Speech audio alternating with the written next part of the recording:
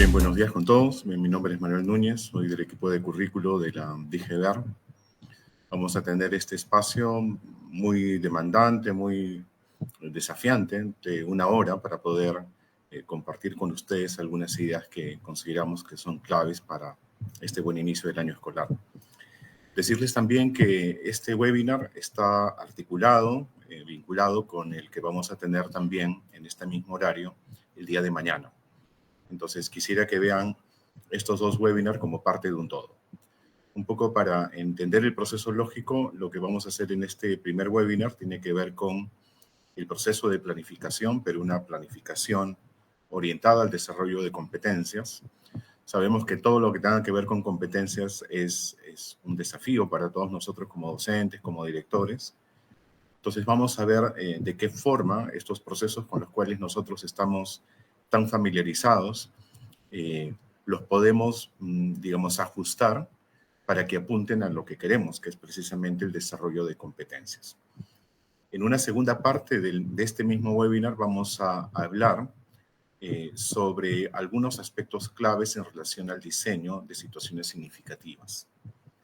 ¿De acuerdo? No son orientaciones, no es un recetario, pero sí va a ser un espacio, creo, interesante para nosotros, para poder mirar nuestra propia práctica, ¿no? Después de algunos años de implementación del currículo, cómo es que nosotros en la práctica venimos realmente diseñando estas situaciones significativas y qué filtros, digamos, qué preguntas nos podríamos hacer a nosotros mismos para poder constatar y garantizar que estamos realmente frente a una situación significativa o no.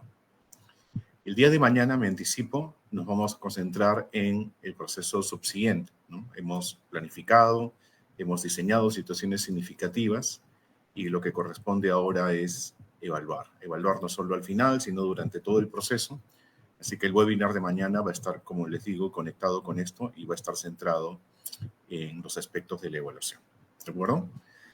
Muy bien, vamos a empezar entonces indicándoles también que en lo posible utilicemos el chat para poder hacer algunas preguntas y hacer algún corte de repente a la mitad del webinar para poder responder algunas de ellas.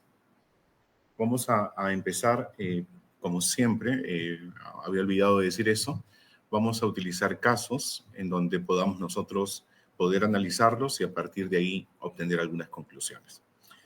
El primer caso que quisiera compartir, la primera situación, tiene que ver con esta primera parte de planificar para el desarrollo de competencias y tiene que ver con qué concepto tenemos nosotros de planificación. Entonces, para eso, estoy compartiendo ahí una imagen en donde a la derecha vemos un cuaderno, ¿no? Un cuaderno sencillo, con unos apuntes de una maestra o de un maestro, y por otro lado tenemos algo mucho más estructurado, ¿no? En versión digital, con colorcitos y todo lo demás. Y lo primero que quisiera es que nosotros pudiéramos mirar nuestra propia práctica y contrastarla con lo que vemos ahí. Cuando nosotros pensamos en planificar, ¿a qué se parece eso que llamamos planificación? ¿A lo que está a la izquierda, a esa especie de formato? ¿O se parece más bien a lo que está a la derecha? ¿Qué caracteriza lo que está a la izquierda y qué caracteriza lo que está a la derecha? ¿Qué consideran que es más valioso? De repente a ustedes les puede parecer que, wow, lo de la derecha es demasiado caótico, en cambio lo de la izquierda, ¿no? Está mucho más estructurado y consideran valioso precisamente eso. Entonces, a ver, vamos interactuando un poco en el chat. Estoy acá viendo el chat del Facebook. ¿Qué opinan en relación a eso? Mientras tanto, vamos analizando. A la izquierda vemos que la maestra o el maestro ha puesto la competencia que quiere desarrollar, ha colocado las capacidades y esas capacidades seguramente los podrán reconocer son las capacidades obviamente de la competencia. Así que básicamente ha copiado lo que está en el currículo y lo ha colocado en ese papel, ¿cierto? Después viene una secuencia de actividades con inicio, desarrollo y cierre, ¿no? Y después vienen unos criterios de evaluación. Seguramente el formato continúa, solamente estamos mostrando la primera página. Y cuando nos percatamos de los criterios de evaluación, vemos que dice expresa con diversas representaciones el lenguaje numérico, su comprensión de la fracción. Seguramente no todos estamos familiarizados con eso, pero aquellos que sí reconocerán posiblemente que eso es una parte, digamos, del estándar. Así que lo que la maestra ha hecho, o el maestro, nuevamente es copiar ese estándar y colocarlo en el rubro criterios de evaluación, ¿no? Entonces, aparentemente nosotros tenemos aquí una planificación, o lo que nosotros llamamos una planificación. Lo que habría que ver es cuestionar si esta planificación tan ordenada y aparentemente tan robusta conduce efectivamente al desarrollo de competencias.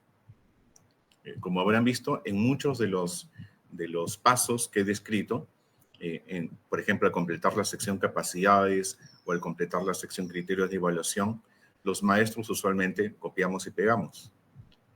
Entonces, habría que cuestionar si ese acto de copiar y pegar de un documento a otro ya implica un verdadero proceso de planificación.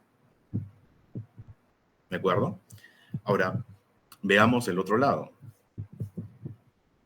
Acá Ruth nos dice que la derecha es más valioso, dice preguntas que muestran sus preocupaciones. Ok, acá hay algo interesante. Pero lo de la derecha es súper caótico, ¿no? Es realmente un borrador, ¿no? Es un boceto. Sin embargo, coincido con Ruth en que lo que está a la derecha, si bien no es tan ordenado como lo otro, refleja un proceso de la maestra, un proceso más propio, ¿no? Se hace preguntas, ella misma se responde, o el maestro, ¿no? ¿Qué competencia quiero promover? Coloca ahí la competencia, después se hace algunos apuntes, dice que esto es resolver, pero también es formular, y pone ahí una especie de llamada de atención para sí misma, se pregunta qué situaciones puedo plantear, plantea algunas y va analizando una tras otra hasta quedarse de repente con la que mejor se adecúa, según él o ella, y comienza a pensar, ¿no? De una manera que no es una manera lineal, no es un conjunto de pasos que sigue, sino que comienza a hacer estos borradores que seguramente va a ir ajustando, ¿no? A medida que va teniendo sus ideas más claras.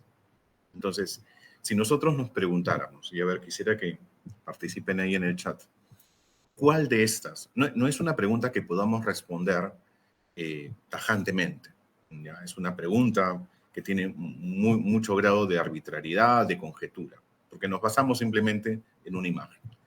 Pero si nosotros pudiéramos mirar estas dos formas de entender la planificación, ¿cuál de ellas consideran ustedes que tendría tal vez más impacto en el aula? ¿Cuál estaría más orientada a aprendizajes efectivos en el aula, en los estudiantes?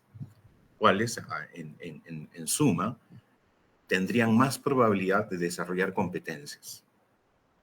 Este formato tan cuidado, pero que está compuesto de muchas secciones de copiar y pegar, o esto que está a la derecha, que tiene que ver más con un proceso más creativo, ¿no? Con mayor complejidad, en donde la docente o el docente está más involucrado en términos de cómo mezclar su experiencia, su dominio conceptual, ¿no? Sus lecturas, de repente los cursos que ha llevado, etcétera, etcétera.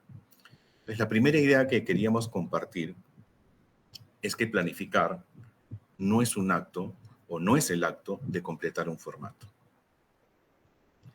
Desde luego, el formato podría servir incluso a la maestra de la derecha cuando ha completado este proceso medio caótico al inicio y quiere poner, digamos, de forma ordenada sobre el papel el producto de ese proceso. Entonces, por supuesto que un formato más ordenado les convendría a todos. El asunto es que la maestra o el maestro de la derecha complete ese formato como etapa final, digamos, como para poner, digamos, en orden todo este proceso que ya ha desarrollado. No es el punto de partida, ¿no? No es completar el formato. Entonces, esa idea creo que es importante. En este webinar que tenemos, como había mencionado, tan poco tiempo, el desafío es escoger aquellas ideas que podrían ser claves y con mayor potencial para el trabajo que ustedes van a tener a lo largo del año. Entonces, quisiera que nos pudiéramos quedar, perfecto, a la derecha, muy bien, acá hay un acuerdo, no voy a decir unánime, porque tampoco hay tantos comentarios, pero los que leo se decantan por la derecha. Entonces, volviendo a la idea, pensemos en este año en que el acto de planificar ya no es llenar un formato. El acto de planificar tiene que ver con un proceso mental complejo, creativo y que no es lineal, que vas a tener que hacer una serie de ajustes. Y en donde vas a incorporar, como se dice, los intereses de los estudiantes, pero también tus propios intereses, porque uno puede contagiar y transmitir también a los estudiantes aspectos que sus estudiantes de repente no conocen, pero que si tú lo trasladas al aula de una buena manera, si tú creas condiciones, puedes generar interés también en ello. Entonces, por eso se dice que es un proceso complejo. No porque sea difícil necesariamente, pero sí porque se introducen muchas variables. Entonces, la primera idea que quería compartir con ustedes, y espero que me esté dejando entender, es precisamente dejar de pensar en planificar cómo completar un formato.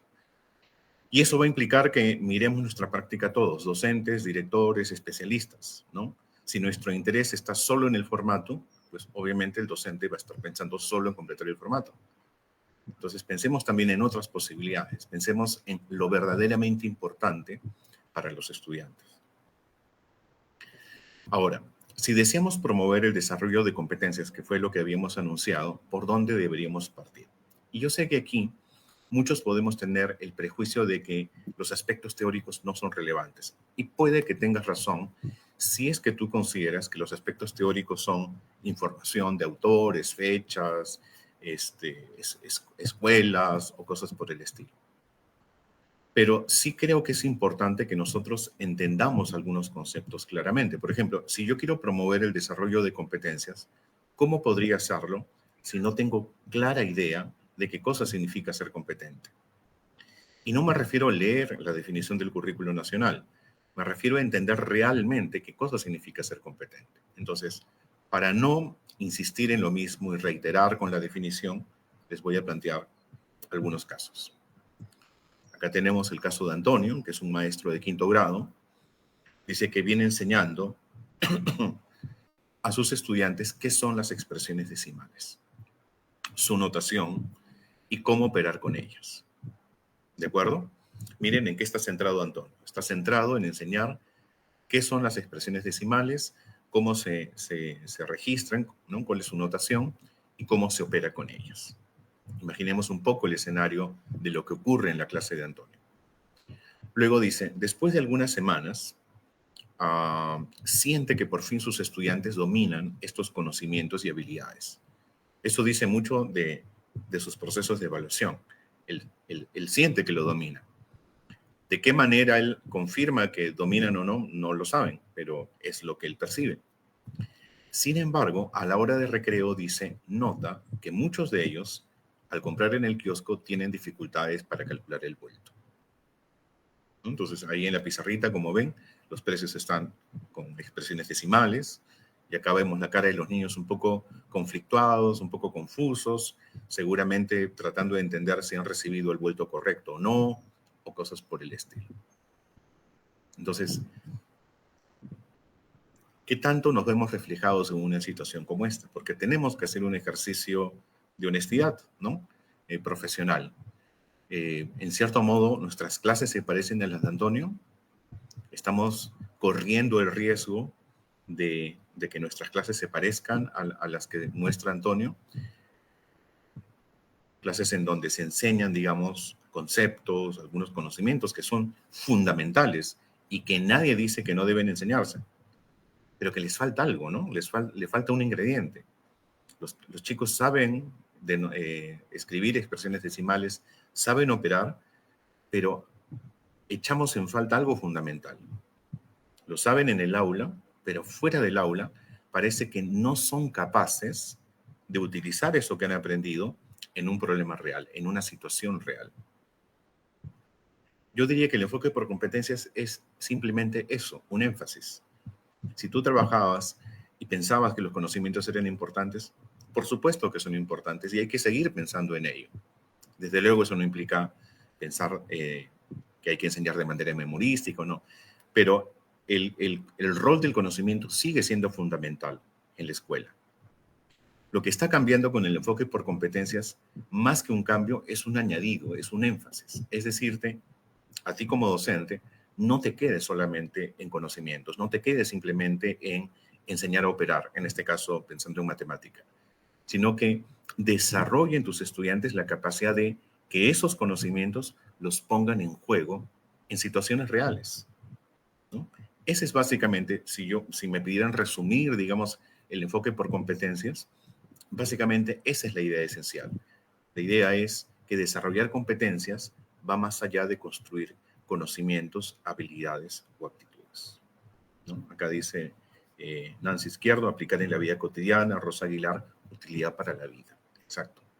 Ahora, ya sabemos qué hay que hacer. Mejor dicho, sí, sabemos qué hay que hacer, pero la pregunta sería ahora, ¿cómo lo hacemos? ¿No?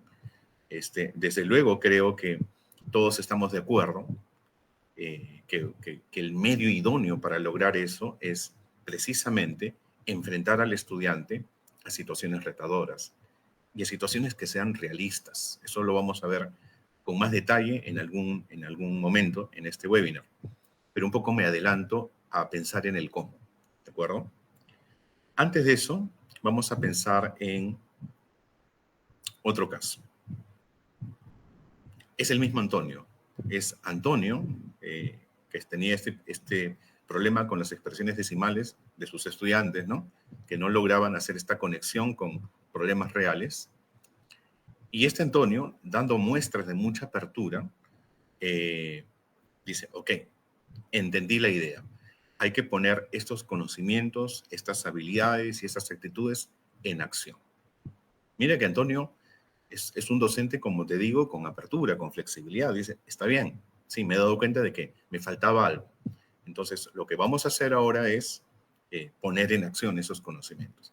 Así que les dice a los chicos, los sorprende, dice ahí. Les dice, una mañana, ¿no? Sorprende a sus estudiantes y les plantea la idea de salir del aula con winchas para medir la losa deportiva del colegio. Esto ya lo hemos compartido en algún espacio formativo, pero me parece que refleja bastante bien muchas de las cosas que pasan en nuestra escuela. Y está bien que la podamos, digamos, discutir. Miren lo valioso que plantea Antonio, es salgamos del aula, vamos a medir la losa deportiva. Yo me imagino, como dice el caso, el entusiasmo de los chicos, ¿no? Imaginen su propia experiencia de ustedes, no como docentes, sino como estudiantes, ¿no? Cuando eran estudiantes y el profesor les decía, salgamos, no importa dónde, ¿cierto? La sola idea de salir del aula ya era suficientemente entusiasmante para ti. Entonces estos chicos salen con sus winchas, entusiastas, se ponen a medir la losa deportiva, la registran en un papel, en fin, maravilloso, ¿no? Y es tan maravilloso que cuando Antonio ve la escena, ¿no? Se llena de satisfacción, dice, ¿no? La imagen de los estudiantes disfrutando la actividad llena de satisfacción a Antonio. Recuerda su época de estudiante, ¿no? Y sus tediosas clases de matemática. Recuerda cuando él era escolar, él era estudiante. Y ahora dice, ahora que soy docente, he logrado que esta sea una clase dinámica y divertida para mis estudiantes. O sea, él tiene esa percepción. Muy bien. Y sí, ciertamente si tú ves esto, tú seguramente te sentirías inclinado a felicitar a Antonio, ¿no? Por la manera en que maneja el trabajo, ¿no? Con los estudiantes. Vamos a ver qué pasó. En ese mismo instante, Adriana, una colega, se aproxima y se acerca a uno de esos estudiantes, esos grupos de estudiantes. Le dice, qué interesante, chicos, cuéntenme, ¿qué están haciendo? Y los estudiantes le dicen, hola, Miss, estamos midiendo el perímetro de la losa deportiva. Excelente, le responde ella. Y luego añade. No sé si se imaginan la pregunta. ¿Qué pregunta creen que va a hacer Adriana? No por malvada, no porque quiera generar ningún conflicto, es una pregunta que de repente es natural. ¿Ustedes qué preguntarían si ven a un grupo de estudiantes midiendo la losa deportiva?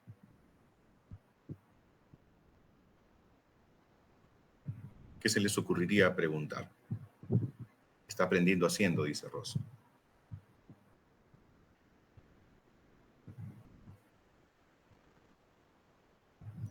Seamos naturales, quitémonos el chip de docentes, ¿no? No preguntemos qué competencia estás desarrollando, qué capacidades, no. Tú ves un grupo de estudiantes midiendo la losa deportiva. ¿no te resultaría natural preguntar lo que pregunta Adriana? ¿Para qué están midiendo el perímetro? ¿No? Entonces, Adriana conversa con los estudiantes, le dice, sí, Miss, estamos midiendo el perímetro. Y luego esta maestra le pregunta, ¿y para qué están midiendo el perímetro? No lo hace con mala onda, no lo hace para generar, como te digo, ningún conflicto. Naturalmente pregunta, ¿y para qué están midiendo el perímetro? Entonces los estudiantes se quedan en silencio, algunos no comprenden ni siquiera por qué pregunta para qué, ¿no? Y otros responden, como dice ahí, porque eso nos dijo el profesor. Miren, este caso es potente. Antonio ya entendió que el conocimiento hay que ponerlo en acción.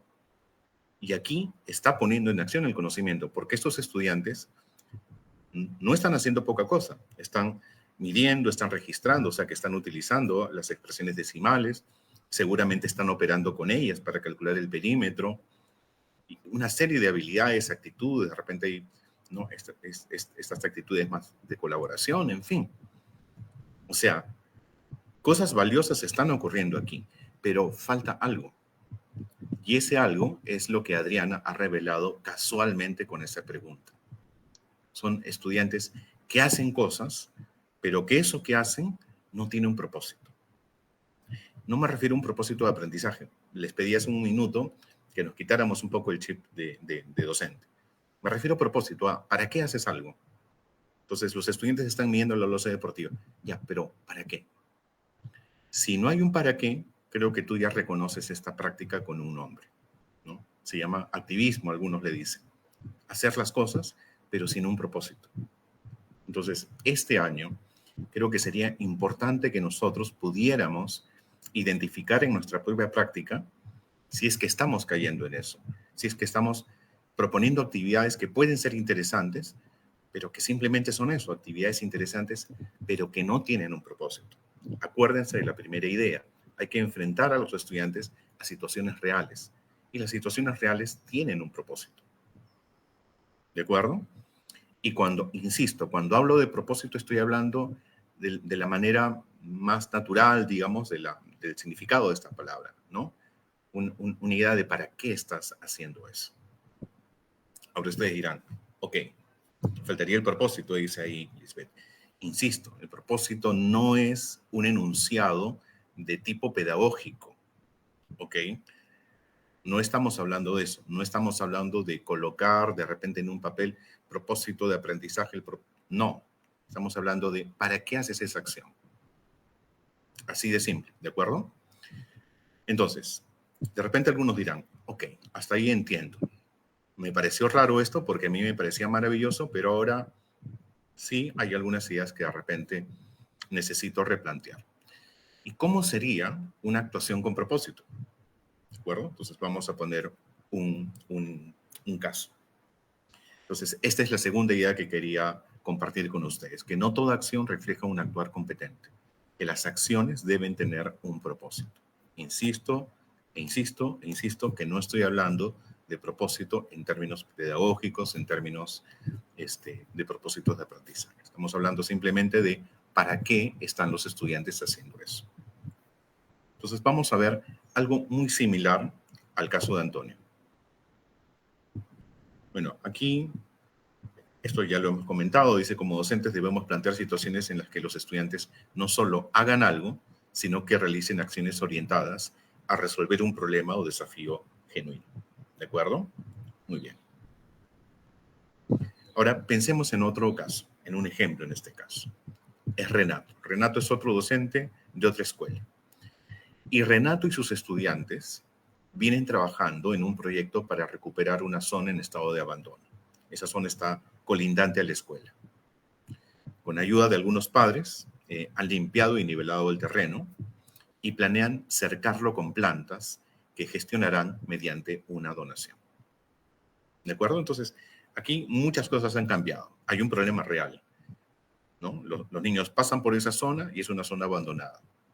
Y es una zona que podrían recuperar si movilizan los esfuerzos de todos, de los estudiantes, de los vecinos, de los padres de familia. Muy bien. Seguramente, ¿no? habrán pedido el permiso al municipio y todo lo demás, ¿cierto? Pero ahora lo que quieren ellos es cercar eso con plantas.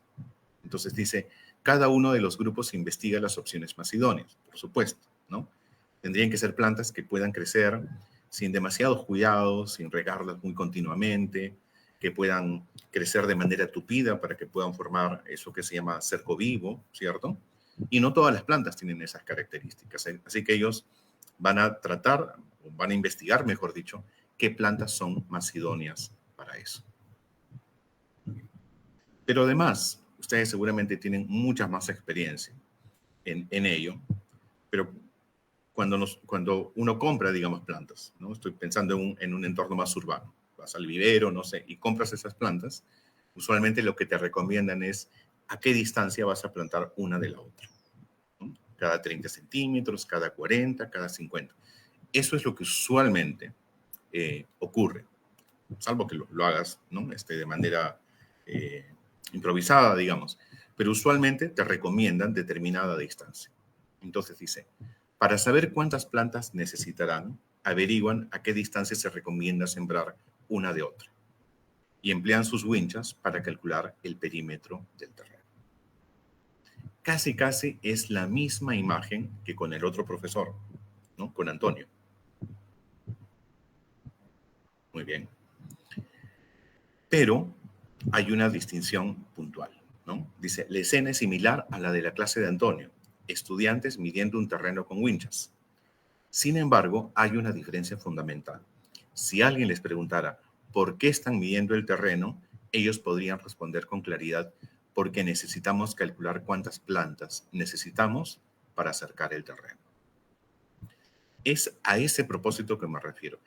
No estoy diciendo que el propósito de aprendizaje no sea relevante, solo que estoy tratando de clarificar que en este contexto, de este webinar y de este caso, cuando yo hablo de propósito, hablo de eso. ¿Para qué estás midiendo? Porque quiero saber cuántas plantas necesitamos para acercar el terreno, ¿no? Si voy a gestionar, una donación, quiero saber cuántas plantas voy a pedir al vivero que nos done. Hay un propósito que la propia situación plantea. ¿De acuerdo? Muy bien. Entonces, son 10:30, estamos cumpliendo escrupulosamente con el tiempo. No quiero ir tampoco demasiado rápido. Así que antes de pasar al siguiente bloque, de repente podríamos responder algunas preguntas que puedan surgir aquí. Yo tengo solo acceso al chat de Facebook. Si alguien tiene alguna pregunta, si alguien reconoce eso en su práctica, o lo que sea, bienvenido a los comentarios.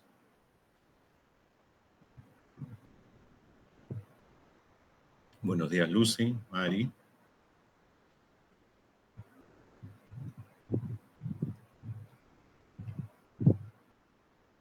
Está interesante, dice Santos Olinde. Muchas gracias.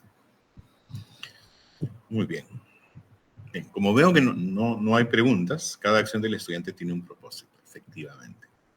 Entonces, miren cómo a veces nosotros nos desenvolvemos a dos niveles, ¿no? A nivel de docente, y nos resulta muy difícil salir de ese papel. Entonces, cuando nos preguntan, respondemos todo en términos de competencias, capacidades, desempeños. Y a veces es importante no dejar de lado eso, pero sí también pensar en la perspectiva del estudiante.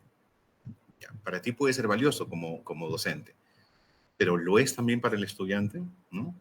Para ti puede ser interesante porque quieres con eso desarrollar justamente tal o cual competencia, pero desde la perspectiva del estudiante también es interesante. Entonces, precisamente este segundo punto del webinar tiene que ver con cómo diseñar esto que nosotros hemos llamado situaciones significativas y que en muchos casos no han sido tales, ¿no? Ustedes seguramente habrán experimentado lo que es diseñar algo, llevarlo al aula, implementarlo y darse cuenta, algo está ocurriendo, pero yo partí de los intereses de los estudiantes, yo lo diseñé con esta intención y todo lo demás, pero veo que no está resultando. Y a veces cuando las cosas suceden de ese modo, entonces uno tiene que meter mano, digamos, a la situación, tomar control sobre esto, decirle a los estudiantes, bueno, hagan esto, hagan lo otro, porque claro, no surge naturalmente, precisamente porque la situación no prendió, no permitió, ¿no? Desarrollar, ¿no? Catapultar, digamos, detonar estos intereses, ¿no? Que van a permitir a los estudiantes de repente desarrollar un proyecto a largo plazo, cosas por el estilo. Muy bien. Aquí Katy Espinosa dice, para desarrollar competencias necesitamos partir de situaciones significativas y retadoras, teniendo en cuenta el propósito. Muy bien. Ahí otra vez salió el tema del propósito. Sí, ciertamente, tiene que haber una intención clara, ¿no? Acá Luis Fernando dice, ¿qué pasa si los estudiantes tienen problemas con escribir, leer y conocer la disciplina científica?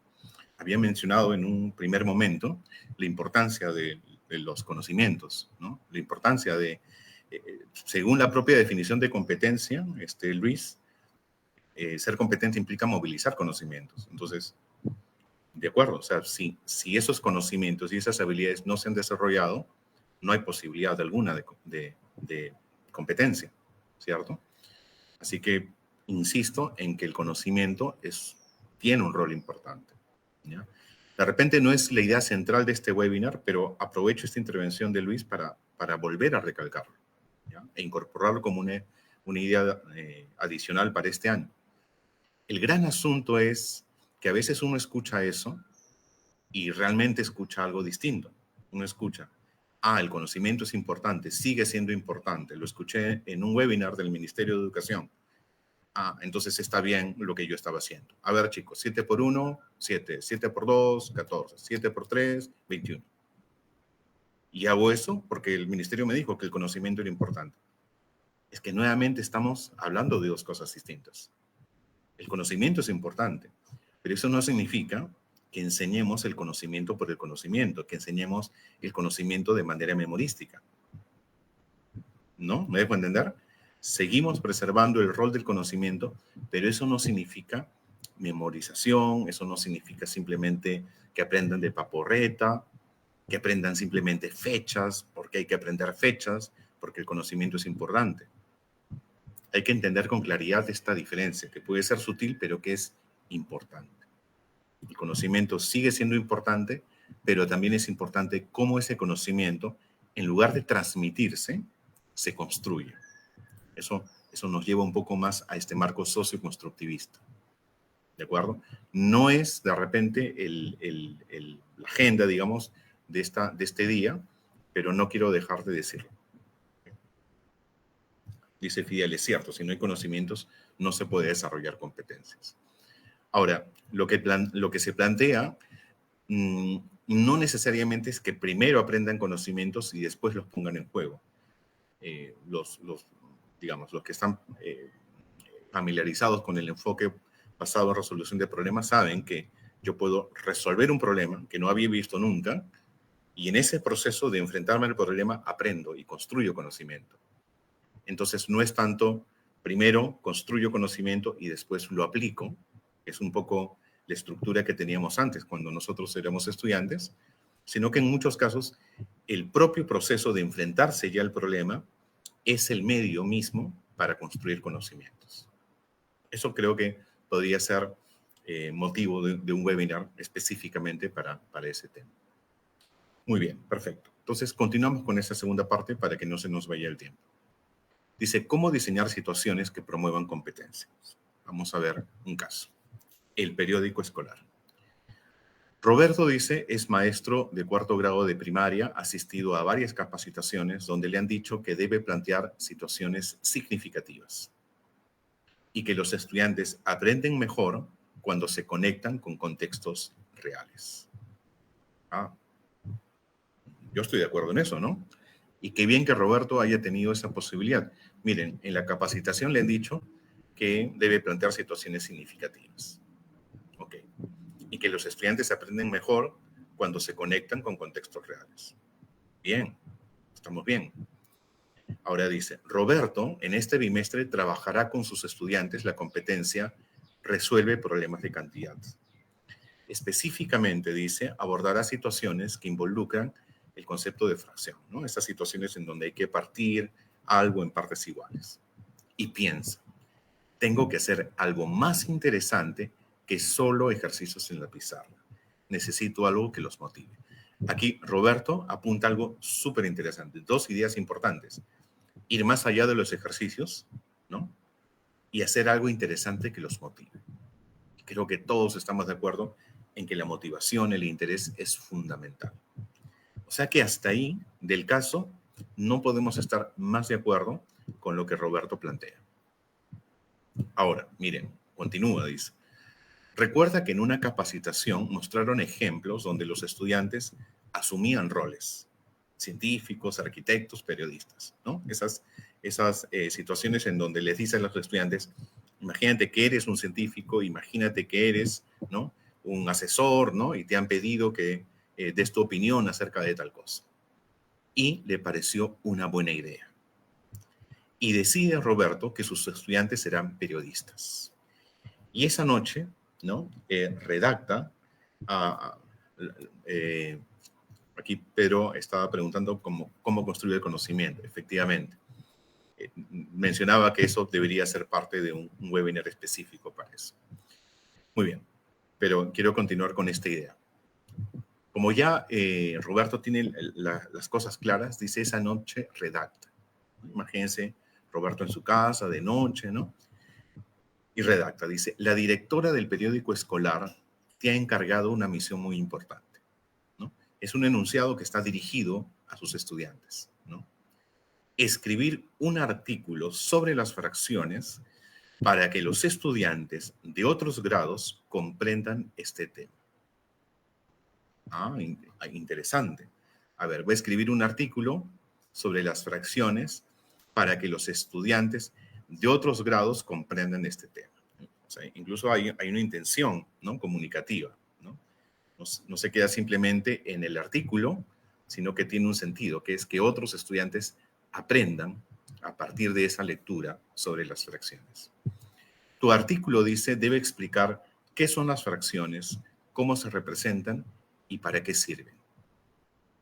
Y ahí Roberto, ¿no? Inspirado, de repente ha utilizado inteligencia artificial y todo lo demás para darle ese toque así de entusiasmo al enunciado. Dice, el periódico se publicará la próxima semana y todos esperan tu trabajo.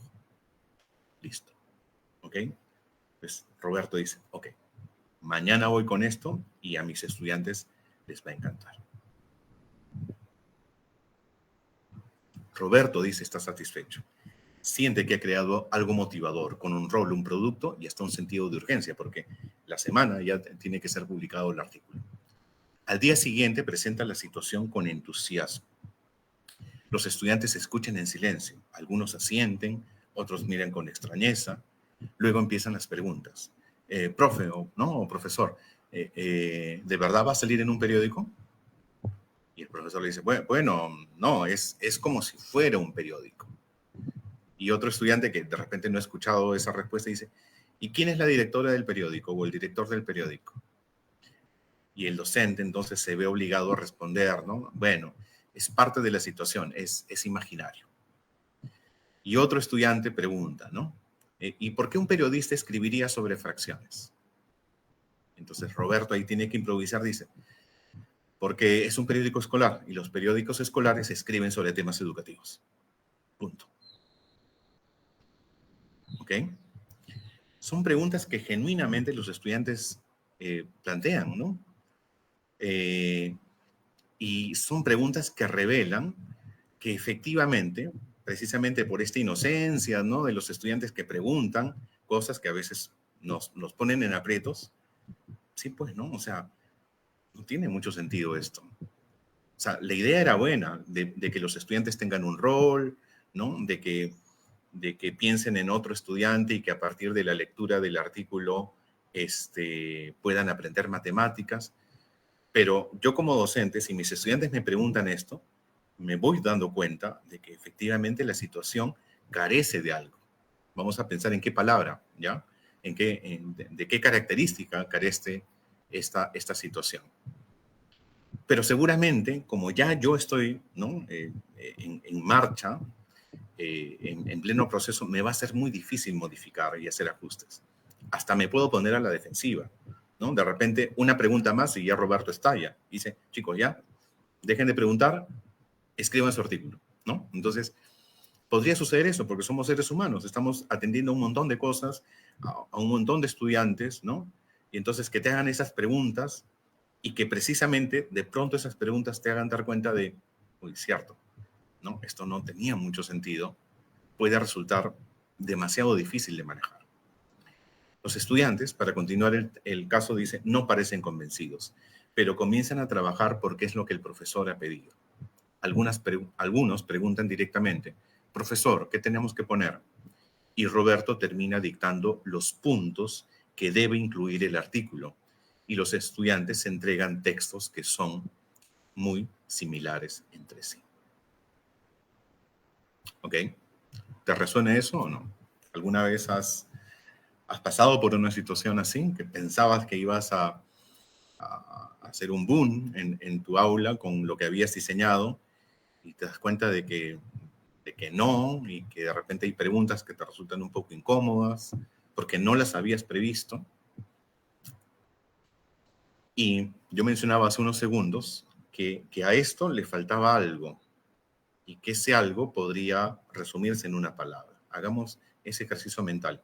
¿Qué es lo que le podría faltar a esta situación?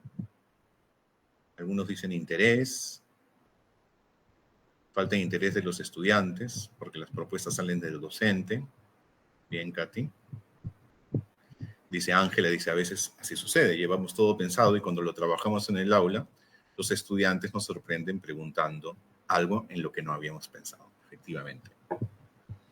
No se ha tomado en cuenta las expectativas del estudiante. ¿Ok? Ahora, a veces es difícil eso.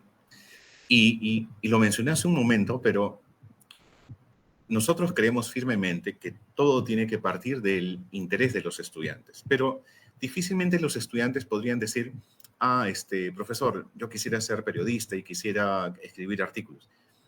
A veces nosotros tenemos que provocar el interés. O sea, no solamente centrarnos y limitarnos a los intereses actuales del estudiante, que está muy bien que lo hagamos, pero tampoco nos limitemos a eso. Ustedes pueden, porque es parte del rol de la escuela, ampliar los intereses de los estudiantes. Ustedes pueden más bien pensar, esto podría ser de interés, aunque los estudiantes no lo conozcan, y crear las condiciones para que ese interés surja en los estudiantes. ¿De acuerdo? Eso también podría ser. Pero para no hacerlo más larga, saber para qué van a realizar el artículo. Sí lo saben, Edith. Saben que van a realizar el artículo para que otros estudiantes, leyendo el artículo, aprendan sobre fracciones. Aquí Esther habla sobre partir de una necesidad de aprendizaje, cómo alinear ambas perspectivas, efectivamente. Para no hacerla larga, creo que hay que incorporar una palabra para determinar nosotros mismos, cuando estemos diseñando situaciones, si esto realmente es una situación significativa o no. Y la palabra es autenticidad. ¿Es una situación auténtica o no? ¿Y qué entendemos por auténtico? Que se parece a lo que realmente ocurre en el mundo real. Es decir, ¿se escribe en periódicos para enseñar fracciones? Creería que no, ¿no? Incluso un periódico escolar. Entonces, cuando decimos que una situación carece de autenticidad, significa que los estudiantes no se lo compran. Los estudiantes se dan cuenta de que es artificial, de que es el docente que quiere que aprendas fracciones y te está inventando esta idea de que es un periódico. Pero finalmente lo que hay que poner es qué es una fracción, cómo se opera con ellas y para qué sirve. Los estudiantes son muy hábiles para detectar cuando una situación es artificial, cuando no es real, cuando no es auténtica. Entonces, una idea que quisiera compartir en este momento del webinar, en este segundo bloque, es la autenticidad.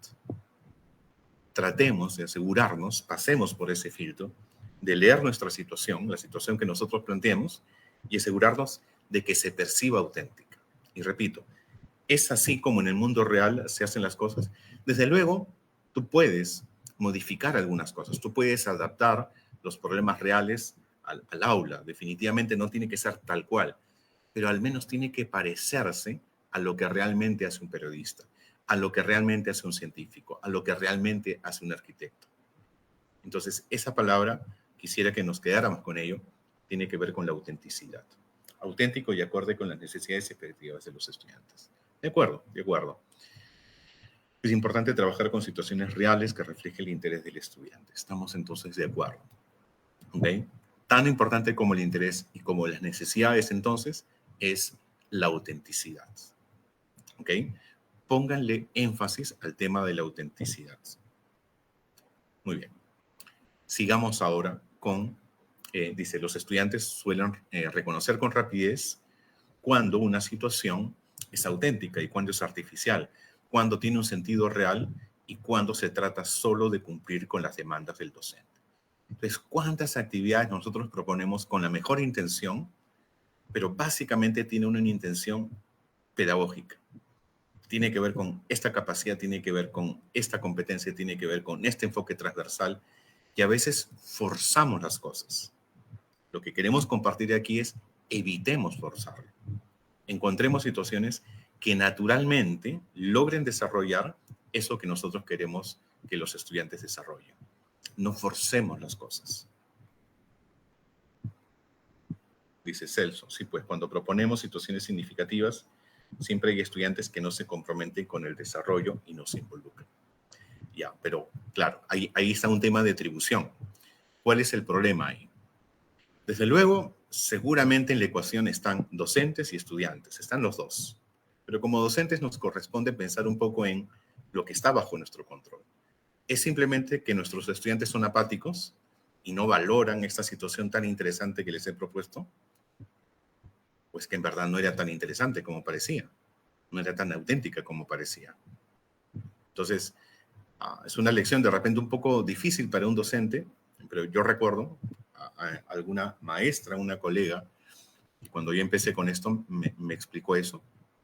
Pensemos en qué podemos, o sea, en cómo nos responsabilizamos de eso, en nuestra parte de responsabilidad. Y el proceso de diseño tiene que ver con nosotros. Entonces, no pensemos simplemente en que los estudiantes son apáticos, o carecen de interés, o son flojos, o de repente es la situación las que no los catapulta, no detona esos intereses, no gatilla esos intereses en los estudiantes. Muy bien. Muy bien. Acá dice dos caminos, pero un mismo fin. ¿A qué nos referimos con esto? No sé si ustedes han mirado un poco su propia práctica. Voy a avanzar un poco rápido para poder cerrar tranquilamente esto. Pero hay docentes que cuando plantean una situación significativa tienen distintos puntos de partida. Y básicamente, no digo que haya solo dos, pero por lo general hay dos grandes caminos, dos grandes puntos de partida. Partir de una situación real que aparece de pronto en la escuela, que aparece en los periódicos, que aparece en la comunidad y que tú la llevas al aula, ¿no? Tú dices, esto no lo puedo desaprovechar, esto lo tengo que llevar al aula. Y hay otra forma de partir este diseño que tiene que ver con partir de la competencia y diseñar una situación que la desarrolle. Esto es, yo me imagino un escenario un poco más controlado, ¿no? Un docente por la tarde en su casa pensando, necesito desarrollar o necesito que mis estudiantes desarrollen esta competencia y entonces a partir de esa necesidad yo voy a pensar en una situación que permita desarrollar. ¿De acuerdo? ¿Cuál de ellas es correcta? Ambas son correctas. Son maneras diferentes de pensar en el proceso. ¿De acuerdo? Entonces, vamos a poner ejemplos de ambos. Partir de una situación real. Aquí tenemos a Natalia, esta maestra. Es una maestra de primer año de secundaria. Está camino al colegio. Se da cuenta por la calle que transita de que la cantidad de perros callejeros, ¿no?, ha aumentado tremendamente en los últimos años, ¿no? Hay desperdicios en las veredas, hay todo un tema, ¿no? Que a ella le afecta. Y es interesante porque esta situación real, en principio, es una situación que le afecta a ella como maestra. Eso es bien interesante porque nosotros solemos pensar que siempre es el interés del estudiante. Pero en este caso es una situación que esta maestra está vivenciando. ¿De acuerdo? Pero vamos a ver que esta maestra hace algo importante. Dice, desde hace algunos años la cantidad de perros callejeros ha aumentado de manera notable, lo que ha generado distintos problemas en la comunidad. A Natalia se le ocurre que esa problemática bien podría ser de interés para sus estudiantes. ¿Okay? O sea, hace un clic, una conexión. Dice, esto me afecta a mí, pero yo creo que también podría afectar a mis estudiantes. Esto me interesa a mí, pero yo creo, por lo menos tengo la hipótesis, de que también podría interesar a mis estudiantes. Insisto, ¿eh? Parte de una experiencia suya. Es un poco a contracorriente con lo que se dice, ¿no? No, tienes que partir de los intereses de los estudiantes. Aquí es una situación que ella está vivenciando. Sin embargo, ella hace esa conexión. A ver si eso también es relevante para sus estudiantes. Y efectivamente dice, al compartir su preocupación con ellos, confirma que también lo perciben como un asunto relevante. O sea, ella se asegura de que a sus estudiantes también les parezca interesante. ¿De acuerdo? Esa confirmación es clave. Y mira lo que ocurre. ¿Cómo es que ella se da cuenta que es relevante también? Por múltiples razones. Dice, algunos estudiantes sienten inseguridad al encontrarse con un perro. Dicho más sencillo, ven un perro delante, callejero, que no tiene dueño y tienen miedo, que les muerda, ¿no? Cosas por el estilo. Otros han tenido malas experiencias con los desechos que quedan en la vía pública. Ahí no tengo que ser muy gráfico, ¿no? Pero creo que a todos nos ha ocurrido esos accidentes, ¿cierto? Otros, en cambio, se preocupan por el bienestar de los animales. Mira qué situación tan compleja en el sentido de cuántas aristas tiene, ¿no? Los estudiantes, algunos, se preocupan por experiencias negativas que ellos han vivenciado, pero estos otros estudiantes, que no son mejores ni peores que los otros, no estamos juzgando sus razones, están pensando más en el bienestar de los animales. Están desnutridos, están enfermos, están expuestos a accidentes, ¿no? Etcétera. Muy bien. Entonces, Natalia les propone abordar esta problemática. Como ya se aseguró que es de interés, dice, ok, entonces vamos a trabajar sobre esta problemática. ¿Qué les parece? Y los estudiantes asienten. Está bien, nos comprometemos con esto. Y lo que hace la maestra es diseñar una propuesta de trabajo. En una primera parte, los estudiantes se van a dedicar a comprender mejor la situación. Los estudiantes recogerán el punto de vista de distintos actores de la comunidad. Como tarea en este momento vayan pensando qué competencias podrían estar desarrollándose aquí. Hay una muy clara, ¿ya? Pero acá los estudiantes recogen el punto de vista de distintos actores de la comunidad. Cómo afecta a los vecinos, cómo afecta a los dueños de mascota, qué piensan el personal del centro de salud, los voluntarios de albergues, ¿no? E indagarán qué normas existen sobre tenencia responsable. Ahí hay otra pista. ¿Qué normas existen sobre tenencia responsable de animales? ¿Y qué responsabilidades le corresponden al municipio? Primera parte. ¿Ok? Siguiente, analizar causas, efectos y soluciones posibles. En un segundo momento, la docente, Natalia, les plantea que revisen experiencias en otros contextos, de otros lugares. ¿Cómo es que resolvieron ese problema? Y que las adapten para que sean viables a su realidad. Pero también dice que consideren tanto el derecho a la comunidad a contar con espacios seguros, que es una de las problemáticas, pero también el derecho de los animales a una vida digna. Imagínense cuán rico es este asunto de poner en debate y en tensión el derecho de unos y el derecho de otros, el derecho de los ciudadanos, el derecho de los animales. Aquí hay cuestiones bien interesantes que se pueden abordar. Y finalmente dice que las propuestas más sólidas van a ser presentadas ante la municipalidad distrital mediante una carta ciudadana. Entonces, ¿qué caracteriza a la actuación, digamos, de Natalia? Primero, parte de una situación real. Es una situación que parte de experiencia personal, cosa rara, insisto. No estoy diciendo con ello que a partir de ahora todas las situaciones significativas van a partir de nuestra experiencia personal. Lo que estamos diciendo es que es posible que parta de eso, siempre y cuando, ahí está la condición, que confirmes que eso que es interesante para ti, eso que te afecta a ti, también afecta a tus estudiantes. Es una situación compleja que posee múltiples dimensiones, ¿no? Y lo que hace la docente, Natalia, no es decirle al estudiante, haz esto y luego esto y luego esto. Estructura el proceso, pero no asfixia al estudiante. Permite que el estudiante tome decisiones, ¿no? Por ejemplo, ¿a quién podría ser relevante entrevistar? No sé, al personal de salud. Eso podría ser interesante, ¿no? Otro estudiante, como se menciona ahí, también a los, ¿cómo se les llama? Animalistas, creo, ¿no? A Sociedad Protectora de Animales, también. ¿A quién más? Entonces, no es que la docente estructura las cosas de tal manera de que todo tiene ya una pauta, sino que da el marco y los estudiantes tienen capacidad de maniobra, digamos, dentro de eso. Ventajas. Si es una situación real, ya casi puedes ponerle el sello de que es auténtica, porque es real. ¿De acuerdo? Entonces, por la autenticidad, no te preocupes. Es 100% seguro que es realista, que es auténtica. El único problema, estoy imaginando que ustedes también lo piensan, es que a veces una situación realista no necesariamente dialoga perfectamente con la competencia que tú planteas desarrollar, ¿cierto? Y hay que hacer algunos ajustes. Ajustes que no hagan que la situación deje de ser auténtica. ¿De acuerdo? Entonces el riesgo es que la situación, aunque sea auténtica e interesante, no movilice las competencias que resulta prioritario desarrollar en ese momento. No estamos diciendo no lo hagan, estamos diciendo es un riesgo que tú tienes que tomar en cuenta y tienes que evitar.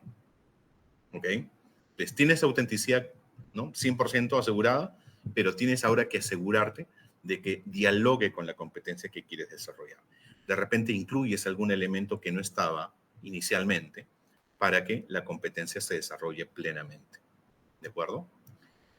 Muy bien. Rapidito voy a avanzar con algunos casos más, dos casos. No, un caso más, perdón. Y con eso concluimos. ¿Ya? Estoy muy agradecido por los comentarios que estoy leyendo aquí de cuando en cuando. Y nada, espero verlos el día de mañana con la continuación de estos espacios formativos. Pues terminamos con la otra contraparte, ¿cierto? El camino inverso. Miren, aquí está otra maestra, Carmen, está con su café, está en su escritorio, no hay estudiantes, ya se fueron, o de repente todavía no llegan, y está con su laptop, está planificando, ¿no? Está diseñando estas situaciones. La competencia que quieres promover es indaga mediante métodos científicos. Entonces, ¿qué es lo que hace la maestra? Pues revisa el estándar, ¿no? Muy bien. ¿Qué más? Las capacidades de la competencia, se empapa un poco, ¿no? Del tema. A veces nosotros solemos un poco desarrollar las competencias, pero es importantísimo volver al currículo y enterarse realmente de qué estamos hablando cuando hablamos de esa competencia y de esas capacidades. Hay aportes que nos podrían sorprender si es que vamos a la base. Entonces, a veces nosotros solemos ir directamente a los desempeños. Hacemos un atajo tremendo y, claro, instrumentalizamos nuestra práctica. Hacemos cosas, enseñamos cosas, como un listado, pero perdemos de vista qué es lo que teníamos que desarrollar como competencia. Entonces, esta maestra dice, a ver, leyendo el currículo, dice, a ver, mis estudiantes deben aprender a problematizar situaciones, preguntarse sobre fenómenos y formular hipótesis. Entonces, necesito una situación que genere preguntas genuinas, no una donde yo les dé el problema ya armado. Entonces, es una docente que lee, pero lee de manera reflexiva, va tomando notas mentales. Lee el currículo y dice, mira, también mis estudiantes tienen que diseñar estrategias para indagar. Eso significa que la situación debe permitir varios caminos posibles. Luego viene generar y registrar datos. Los que estén más afines a esta competencia se darán cuenta que lo que la maestra está haciendo es tomar como notas mentales de las capacidades de esta competencia. ¿De acuerdo? Con esa comprensión, dice, cierra el documento y se queda pensando. ¿Qué situación podría despertar preguntas genuinas y movilizar estas capacidades? Y esa es la parte más difícil. Creo que todos nos hemos encontrado en esta situación de que tenemos claro qué queremos desarrollar, pero no se nos ocurre una situación. Y volviendo a la primera diapositiva, por mucho que tú completes un formato, eso no va a lograr tener impacto en tus estudiantes. Entonces, eso es como una ilusión. Puedes completar el formato y poner todo lo que quieras, pero eso no significa que tus estudiantes efectivamente van a desarrollar estas competencias. Entonces, este es el punto neurálgico. Acá es donde tenemos que poner el mayor esfuerzo, en pensar en esa situación. En este caso, Carmen recuerda que varias madres de familia, le han comentado que sus hijos se enferman con frecuencia del estómago. Ella misma ha notado que muchos estudiantes compran alimentos en los puestos ambulantes de la entrada del colegio. Entonces, al igual que la otra maestra, conversa con sus estudiantes, les pregunta si se han sentido alguna vez mal después de consumir eso. Varios levantan las manos, comparten experiencias, dice, sí, a mí me dolía el estómago, a mí me provocó náuseas, tuve que ir al hospital. Otros mencionan que sus papás les han prohibido comprar en la calle y no saben bien por qué, sospechan obviamente, no saben que hay bacterias y todo, pero el mecanismo real de cómo eso afecta, como algo tan chiquito puede afectar, no lo entienden con claridad. Y ahí Carmen, ¿no?, percibe esa curiosidad genuina. Entonces, la característica de la actuación de Carmen es que parte de la competencia y sus capacidades para pensar en la situación, verifica, al igual que la otra maestra, el interés antes de formalizar la propuesta, o sea que eso es un no negociable, conecta la competencia, o al menos intenta conectar la competencia con el entorno real de sus estudiantes, promueve una situación compleja y en línea con la competencia evita, porque es indagar, evita dar el problema resuelto, ¿no? Ventajas. ¿Cuál es la ventaja? Es como la contraparte del caso de Natalia. La ventaja es que si tú diseñas algo partiendo de la competencia, pues obviamente la competencia, al menos en el papel, pareciera que está desarrollándose, al menos en el papel. La desventaja o el riesgo es más bien lo otro, la falta de autenticidad, que la situación resulte artificial o forzada y que los estudiantes no la perciban como genuina. ¿Está bien? Muy bien. Nos vamos a quedar aquí. Creo que hemos cumplido con lo previsto, sí, perfecto. Entonces, nada, agradecerles. Sé que tienen otro webinar, así que no voy a quitarles más tiempo para que tengan un descanso y un respiro. Muchas gracias por su participación, por su atención y los espero, si Dios quiere, el día de mañana a la misma hora. Muchísimas gracias.